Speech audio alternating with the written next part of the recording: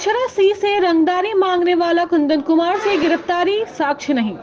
भोजपुरी अभिनेत्री अक्षरा सी से फोन पर रंगदारी मांगने के मामले में दानापुर पुलिस ने बारमेश्वर मुखिया के पोते कुंदन कुमार सी को गिरफ्तार किया है। अक्षरा को जिस नंबर से धमकी भरा कॉल आया वह कुंदन कुमार के नाम पर पंजीकृत है। पूछताछ के दौरान पुलिस को कुंदन के मुंह से शराब की गंध मिली, जिससे उसे शराब के मामले में भी गिरफ्तार किया गया। पुलिस का कहना है कि कुंदन के खिलाफ पहले से 2 केस दर्ज हैं, लेकिन फिलहाल रंगदारी मांगने के पुख्ता साक्ष्य नहीं मिले हैं। पुलिस मामले की गहराई से जांच कर रही है। मंडल पंचायत से आरजेडी छात्र अध्यक्ष शैलेश यादव ने किया पैक्स अध्यक्ष पद के लिए नामांकन। जहानाबाद के सदर प्रखंड के मंडलीय पंचायत निवासी और राजद के छात्र अध्यक्ष शैलेश यादव ने पैक्स अध्यक्ष पद के लिए नामांकन दाखिल किया है। शैलेश वर्तमान में छात्र राजनीति में सक्रिय हैं और उनकी इस भूमिका से उन्हें पंचायत स्तर पर एक नई पहचान मिल रही है। नामांकन के दौरान स्थानीय समर्थकों की अच्छी खासी भीड़ देखी गई, जो उनके पक्ष में उत्साहित दिखे। शैलेश का मानना है कि अगर वह पद पर आते हैं तो वे किसानों और पंचायत के विकास के लिए समर्पित कार्य करेंगे। एक हॉर्न बजाने पर जहानाबाद में गोलीबारी, सिपाही समेत 2 युवक घायल। जहानाबाद के सिकरिया थाना क्षेत्र में बीते कुछ दिन पहले एक बाइक का हॉर्न बजाने को लेकर 2 युवक में विवाद खड़ा हो गया, जिसमें से एक युवक सिपाही बताया जा रहा है। दोनों भिड़ंत होते हैं के दौरान गोली चली, जिसमें कि दोनों घायल हुए और उन्हें पीएमसीएच रेफर किया गया। प्रभु श्री राम माता जानकी विवाह 6 दिसंबर को जनकपुर में होगी भव्य रस्म। अयोध्या से 500 बाराती होंगे शामिल। विवाह पंचमी के पावन अवसर पर 6 दिसंबर को भगवान श्री राम और माता जानकी का विवाह नेपाल के जनकपुर धाम में भव्य रूप से मनाया जाएगा। अयोध्या से करीब 500 बाराती, जिसमें कई प्रमुख हस्तियां भी शामिल हैं, 26 नवंबर को कार्यसेपुरम से जनकपुर के लिए प्रस्थान करेंगे। यात्रा के दौरान बारात अलग अलग स्थानों पर ठहरेगी और 3 दिसंबर को जनकपुर पहुंचेगी। इस उत्सव में श्री राम जानकी की अधिधातु प्रतिमा भी सम्मिलित होंगी, जिसे विशेष पूजा के लिए लाया जा रहा है। झंझारपुर लौकहा रेलखंड पर 7 साल बाद आई पहली ट्रेन, क्षेत्रवासियों में जश्न का माहौल। 7.5 साल के लंबे इंतजार के बाद झंझारपुर लौकहा रेलखंड पर बुधवार को ट्रेन सेवा फिर से शुरू हुई। प्रधानमंत्री नरेंद्र मोदी ने दरभंगा एम शिलान्यास के साथ इस ट्रेन को वर्चुअल माध्यम से हरी झंडी दिखाई। जैसे ही ट्रेन खुटौनी स्टेशन पहुंची, क्षेत्रवासियों ने जोरदार स्वागत किया। ट्रेन में सवार क्षेत्रीय सांसद रामप्रीत मंडल का फूल माले से अभिनंदन हुआ। पहली ट्रेन की टिकटें लौकहा बाजार में पूरी तरह बिक गई और लोगों में अत्यधिक उत्साह देखा गया। जल्द ही इस रेलखंड से दरभंगा, पटना और दिल्ली के लिए ट्रेन मिलने की उम्मीद है। पीएम के आगमन से पहले जमुई में स्वच्छता का संदेश, डिप्टी सीएम और बीजेपी अध्यक्ष ने साफ सफाई कर्मियों के धोए पैर। प्रधानमंत्री नरेंद्र मोदी के 15 नवंबर के जमुई दौरे से पहले उप मुख्यमंत्री विजय सिन्हा और भाजपा प्रदेश अध्यक्ष दिलीप जायसवाल ने जमुई में स्वास्थ्य अभियान का शुभारंभ किया। श्री कृष्ण सी स्टेडियम में आयोजित इस कार्यक्रम में दोनों नेताओं ने सफाई कर्मियों के पैर धोकर अंबेडकर प्रतिमा पर माल्यार्पण कर उनका सम्मान किया। उप मुख्यमंत्री ने स्वच्छता को जीवन का अनमोल धरोहर बताते हुए कहा कि यह स्वास्थ्य और समृद्धि जीवन की ओर ले जाती है। महात्मा गांधी के स्वच्छता संदेश का जिक्र करते हुए उन्होंने कहा कि पीएम मोदी इसे देश के हर नागरिक के जीवन का हिस्सा बनाना चाहते हैं। इस अभियान के जरिए समाज में स्वच्छता की भावना को मजबूत करने का प्रयास किया जा रहा है, ताकि एक समृद्धि राष्ट्र का निर्माण हो सके। बार राष्ट्रगान के ट्रायल पर राजद प्रवक्ता मृत्युंजय तिवारी का आक्रोश, कहा यह क्या मजाक है। भागलपुर के तिलका मांझी विश्वविद्यालय में खेलो इंडिया द्वारा निर्मित बुद्धिशेष प्रशाल स्टेडियम का गुरुवार को राज्यपाल राजेंद्र विश्वनाथ आलेकर ने उद्घाटन किया। इस कार्यक्रम से पहले गानों का ट्रायल किया जा रहा था, जिसमें बार बार राष्ट्रगान का ट्रायल होते देख राजद प्रवक्ता और विश्वविद्यालय के सीनेट सदस्य मृत्युंजय तिवारी भड़क उठे। उन्होंने इसे मजाक करार देते हुए गंभीर आपत्ति जताई। कार्यक्रम के दौरान राज्यपाल कुलपति प्रो जवाहरलाल, कुल सचिव डॉक्टर विकास चंद्र और कई अन्य वरिष्ठ अधिकारी मौजूद थे। मृत्युंजन तिवारी का कहना है कि राष्ट्रगान का सम्मान होना चाहिए और इस प्रकार बार बार उसका ट्रायल करना अनुचित है। पूर्णिया में एसएससी परीक्षा में धांधली, 35 छात्र गिरफ्तार, भारी मात्रा में कैश बरामद। पूर्णिया में एसएससी की ऑनलाइन परीक्षा में धांधली के आरोप में 35 छात्रों को पुलिस ने गिरफ्तार किया है। ये छात्र परीक्षा केंद्र में नकल की डिवाइस लेकर परीक्षा दे रहे थे।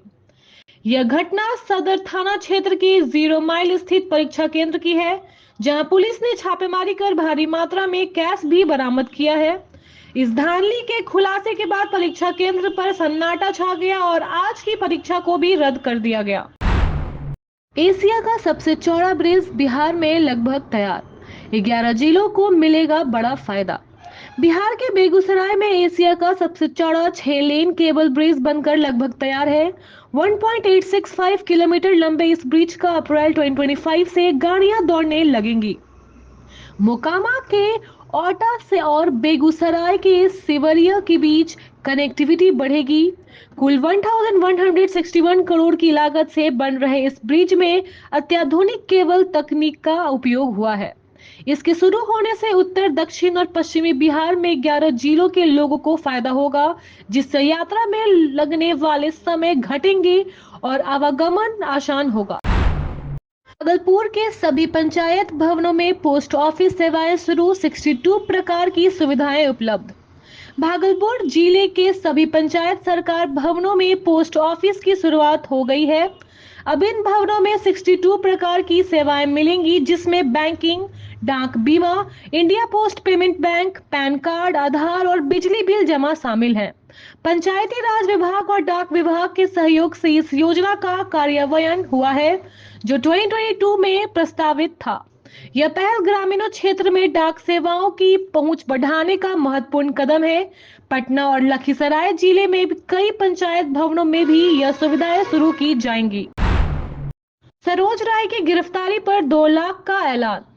बिहार पुलिस ने जदयू विधायक पंकज कुमार मिश्रा से रंगदारी मांगने और धमकी देने वाले कुख्यात अपराधी सरोज राय पर 2 लाख रुपए का इनाम घोषित किया है। एसटीएफ और सीतामढ़ी पुलिस की टीमें उसे पकड़ने का प्रयास कर रही हैं। सरोज राय के ठिकाने की सूचना देने वाले की पहचान गोपनीय रखी जाएंगी और इनाम दिए जाएंगे। बिहार झारखंड के बीच 1064 करोड़ से नई 4 लेन देवघर जाना होगा आसान। भारतीय राष्ट्रीय राजमार्ग प्राधिकरण ने भागलपुर से झारखंड के महागवा तक 40 किमी लंबी 4 लेन सड़क बनाने का कार्य शुरू किया है। इस परियोजना पर 1064 करोड़ रुपए खर्च होंगे। भूमि अधिग्रहण की प्रक्रिया और बिजली के खंभे व तार हटाने की योजना पर काम हो रहा है। इस 4 लेन के बनने से भागलपुर के रास्ते झारखंड के देवघर तक आवागमन सुगम होगा, जो क्षेत्र की दूसरी 4 लेन सड़क होगी। की राजधानी पटना समेत कई जिलों में AQI 200 के पार। बिहार के कोहरा की शुरुआत के साथ वायु गुणवत्ता भी खराब हो गई है। पटना का AQI 249 जो खराब श्रेणी में आता है, जबकि पास के हाजीपुर में हवा की स्थिति और भी चिंताजनक है, जहां AQI 319 दर्ज किया गया है। आरा में स्थित बेहतर है, जहां AQI 79 संतोषजनक श्रेणी में है। गया में AQI 289 और मुजफ्फरपुर के वृद्धा कॉलोनी में AQI 240 दर्ज किया गया है, जो दोनों ही स्थानों पर खराब श्रेणी में आते हैं। वायु प्रदूषण से राज्य में सांस लेने में कठिनाइयां हो रही हैं। नेपाल की मदद से बिहार को बाढ़ से मिलेगा राहत, मोदी सरकार का 11,000 करोड़ का प्रोजेक्ट। दरभंगा के सोभन में जनसभा को संबोधित करते हुए प्रधानमंत्री नरेंद्र मोदी ने कहा कि कोसी और मिथिला क्षेत्र को बाढ़ से राहत दिलाने के लिए केंद्र सरकार ने नेपाल के सहयोग से 11,000 करोड़ रुपए की परियोजना पर काम कर रही है। उन्होंने बताया कि बिहार की बाढ़ समस्या से निपटने के लिए इस वर्ष बजट में एक विस्तृत योजना लाई गई है। प्रधानमंत्री ने बिहार की विकास और विरासत का केंद्र बताया, जहां नालंदा विश्वविद्यालय को पुनः गौरव दिलाने का प्रयास जारी है। साथ ही पाली की शास्त्रीय भाषा का दर्ज किया और मैथिली को 8वीं अनुसूचित में शामिल किया गया। दिन में तुम्हारा घर उड़ा देंगे, सांसद पप्पू यादव को फिर धमकी। पूर्णिया के सांसद पप्पू यादव को एक बार फिर जान मारने की धमकी मिली है। इस बार धमकी देने वाले ने 15 दिनों में उनकी आवास अर्जुन भवन को उड़ाने की चेतावनी दी है। धमकी गैंगस्टर लॉरेंस बिश्नोई के नाम पर दी गई है और उनके खुद को सुपौल जिले का निवासी बताया है। हालांकि पुलिस इस धमकी से अनजान है और सहायक खंजाची थानाध्यक्ष पुरुषोत्तम कुमार ने ऐसी किसी जानकारी से अनभिज्ञता जताई है। झारखंड में जन कल्याण नहीं जिहाद कल्याण चल रहा है, बोले अनुराग ठाकुर। भाजपा नेता अनुराग ठाकुर ने झारखंड की सरकार पर हमला करते हुए कहा कि झामुमो कांग्रेस सरकार ने राज्य में लव जिहाद, लैंड जिहाद जैसी समस्याएं पैदा की हैं। उन्होंने आरोप लगाया है कि यहां जन कल्याण की बजाय जिहाद कल्याण हो रहा है। आदिवासी बहनों के अधिकार मारे जा रहे हैं। ठाकुर ने कहा कि झारखंड की जनता खुद को ठगा हुआ महसूस कर रही है। झारखंड के तमाड़ में नहीं दिखा नक्सली भय, मतदाताओं ने भारी संख्या में वोट डाले।